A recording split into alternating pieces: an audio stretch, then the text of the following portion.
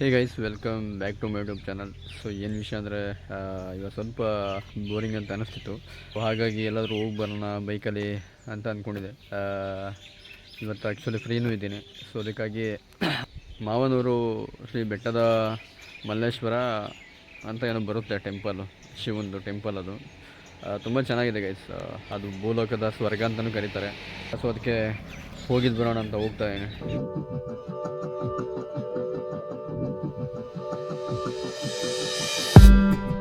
Did you wait too long? Tell him that you love him, but he's already gone, darling. Did you make two wrongs? Know that daddy never made a right before, darling. You were never made to be the judge, darling. He never changed, just wait for me to budge, darling. It's feeling like a cold dark wind and the sun still behind the trees, yeah. She asked me if I had another minute and I ain't had the heart to leave, yeah.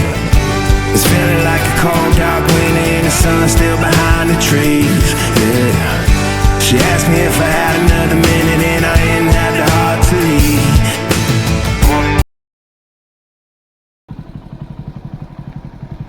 Guys, temple ಅರಯವಾಗಿದ್ದೀನಿ. First time ಈ ದೇವಸ್ಥಾನಕ್ಕೆ ನಾನು ಬರ್ತಾ ಇರೋದು. But ತುಂಬ beautiful ಆಗಿದೆ ಅಂತ ನಂಗೆ ಗೊತ್ತಿರಲಿಲ್ಲ ಗೈಸ್.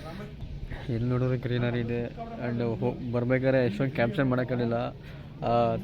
ಗದ್ದೆಗಳಾಗಿರ್ಬೋದು, ತೋಟಗಳು, ಚಿಕ್ಕ ಚಿಕ್ಕ ರಸ್ತೆಗಳು ತುಂಬ ಚೆನ್ನಾಗಿದೆ ಗೈಸ್. ಸೊ ಇಲ್ಲಿ ಬಂದಮೇಲೆ ಒಂಥರ ಏನೋ ಭೂಲೋಕ ಸ್ವರ್ಗ ಅಂತಲೇ ಅನ್ನಿಸ್ತಾ.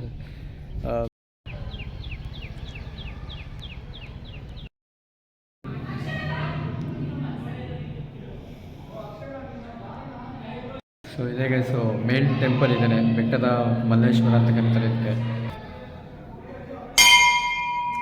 ಸೊ ಅಲ್ಲಿ ಎಲ್ಲ ಹುಡುಗಿನೇ ಬೆಡ್ತಿಂದ ದೂಕಿದ್ರೆ ಅಣ್ಣ ಹುಡುಗಿನ ದೂಕಕ್ಕೆ ನೋಡ್ತಾನೆ, ಹಿಂದೆ ಹೋಗು ಅಂತ ಫೋಟೋ ತೆಗಿಯೋಕ್ಕೆ.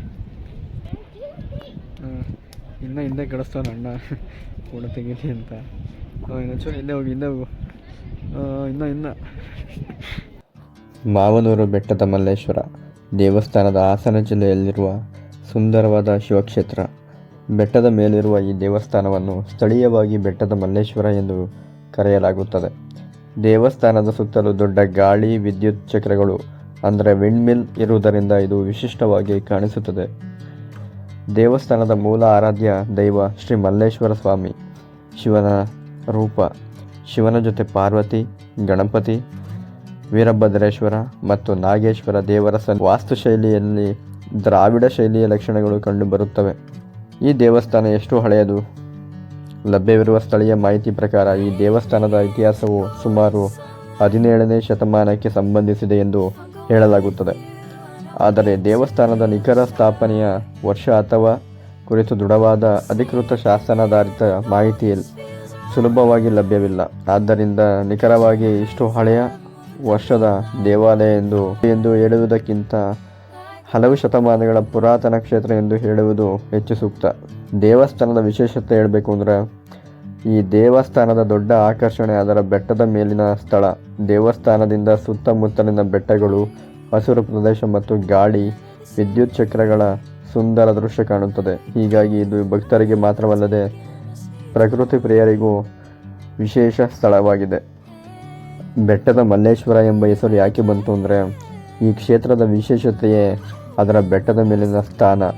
ಸುತ್ತಲಿನ ಪ್ರದೇಶಕ್ಕಿಂತ ಎತ್ತರದಲ್ಲಿರುವ ಬೆಟ್ಟದ ಮೇಲೆ ಶಿವನ ಸನ್ನಿಧಿ ಇರುವುದರಿಂದ ಬೆಟ್ಟ ಪ್ಲಸ್ ಮಲ್ಲೇಶ್ವರ, ಬೆಟ್ಟದ ಮಲ್ಲೇಶ್ವರ ಎಂಬ ಸ್ಥಳೀಯ ಹೆಸರು ಪ್ರಸಿದ್ಧಿಯಾಗಿದೆ. ಮಾವನೂರು ಮಲ್ಲೇಶ್ವರ ಸ್ವಾಮಿಯ ಹಿಂದಿನ ದಂತಕಥೆ ಅಥವಾ ಪುರಾಣ ಹೇಳಬೇಕು ಅಂದರೆ, ಬಹಳ ಹಿಂದಿನ ಕಾಲದಲ್ಲಿ ಮಾವನೂರು ಸುತ್ತಮುತ್ತಲಿನ ಪ್ರದೇಶವು ದಟ್ಟವಾದ ಕಾಡು ಮತ್ತು ಬೆಟ್ಟಗಳಿಂದ ಕೂಡಿತ್ತು. ಇಂದಿನಂತೆ ರಸ್ತೆಗಳು, ಊರುಗಳು ಅಥವಾ ಗಾಳಿ ವಿದ್ಯುತ್ ಚಕ್ರಗಳು ಇರಲಿಲ್ಲ. ಆ ಬೆಟ್ಟದ ಪ್ರದೇಶದಲ್ಲಿ ಶಿವನ ಆರಾಧನೆ ಮಾಡುತ್ತಿದ್ದ ಭಕ್ತರು ಇದ್ದರು ಎಂದು ಸ್ಥಳೀಯವಾಗಿ ಹೇಳಲಾಗುತ್ತದೆ. ಒಂದು ಕಾಲದಲ್ಲಿ ಆ ಬೆಟ್ಟದ ಮೇಲೆ ಶಿವಲಿಂಗವು ಸ್ವಯಂ ಪ್ರಕಟವಾಯಿತು ಎಂಬುದು ಇಲ್ಲಿನ ಭಕ್ತರ ನಂಬಿಕೆ.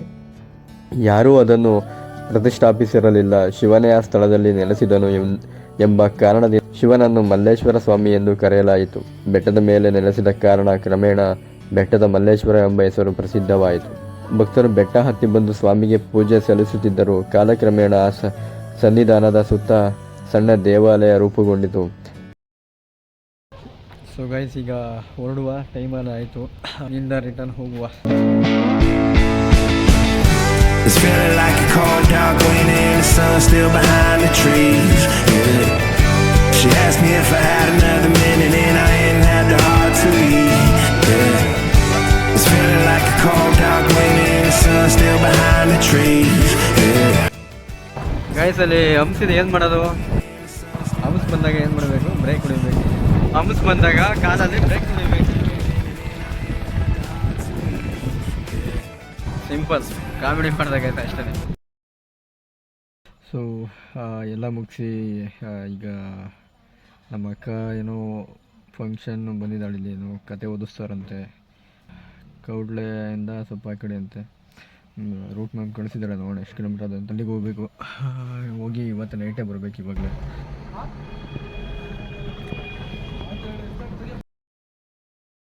ನಮ್ಮ ಶಿಶುಂಗೆ ತಿಂಡಿ ತಗೋತಾರೆ ಗೈಸ್. ಇವಾಗಲೇ ಏನೋ ಗುಡ್ಡೆ ಬಿಸ್ಕೆಟ್ ತಿಂತಾನಂತೆ. ಯಾವಾಗ ಈ ಆನೆ ಕೊಡ್ತೀನಿ ಗೈಸ್. ಈಗ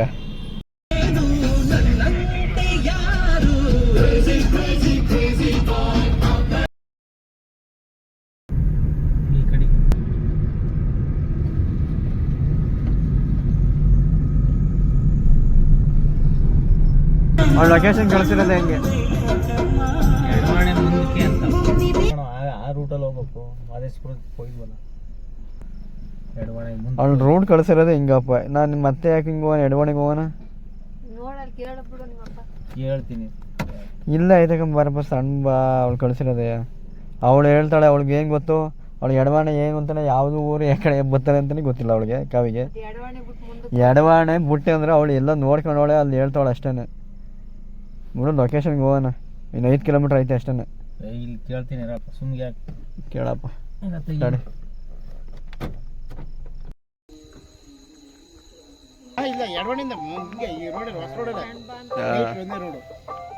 ಸ್ಟಾರ್ಟ್ ಆಗೋದಲ್ಲ ಮನೆ ಯಾವುದು ಅಂತ ಗೊತ್ತಾಗ್ತಿಲ್ಲ ಗೈ. ರೆಡಿ ಯಾವ್ದು ಹಾಕೋದು ಅದೇ. ಕತೆ ಓದಿಸ್ತವ್ರೆ. ರೆಡಿ ಯಾವ್ದು ಹಾಕೋದು ಅದೇ. ನಾಲ್ಕೂವರೆ ನೋಡಿ ಯಾವುದೇ.